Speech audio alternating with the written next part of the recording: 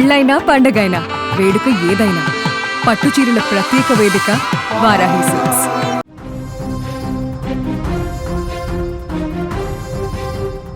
భార్యాభర్తల మధ్య చిచ్చు రేపిన వివాహేతర సంబంధం అనుమానం చివరకు ఓ నిండు ప్రాణాన్ని బలి తీసుకుంది.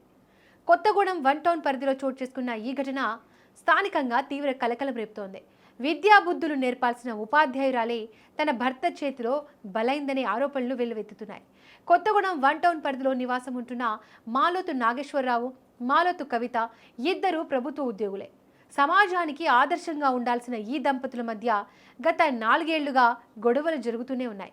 దీనికి ప్రధాన కారణం భర్త నాగేశ్వరరావుకు తన వదినతో ఉన్న వివాహేతర సంబంధమేనని మృతురాలి కుటుంబ సభ్యులు ఆరోపిస్తున్నారు. తన భర్త తప్పుడు మార్గంలో వెళ్తున్నాడని ప్రశ్నించిన పాపానికి కవిత నిత్యం నరకాన్ని చూడాల్సి వచ్చింది. భార్యపై లేనిపోని అనుమానాలు పెంచుకున్న నాగేశ్వరరావు ఆమెను కనీసం కన్నవారి ఇంటికి కూడా వెళ్లనీయకుండా బందీని చేశాడని ఆరోపణలు ఉన్నాయి. ఈ క్రమంలోనే నిన్న రాత్రి ఒక ఫోన్ కాల్ కవిత కుటుంబ సభ్యులకు వచ్చింది.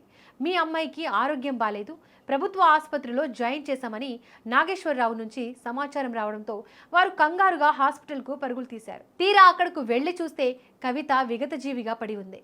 ఆమె ఒంటిపై ఉన్న గాయాలు చూస్తుంటే అది ఆత్మహత్య కాదని భర్తే కొట్టి చంపాడని వారు ఆరోపిస్తున్నారు.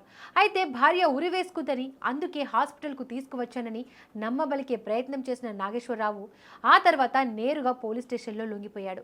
ఇద్దరు చిన్నపిల్లలు ఉన్న ఆ ఇంట్లో తల్లి లేని లోటు ఆ పిల్లల భవిష్యత్తును ప్రశ్నార్థకం చేసింది. ప్రస్తుతం పోలీసులు మృతదేహాన్ని పోస్టుమార్టం నిమిత్తం తరలించి ఇది హత్యనా లేక ఆత్మహత్యనా అనే కోణంలో లోతైన దర్యాప్తు జరుపుతున్నారు.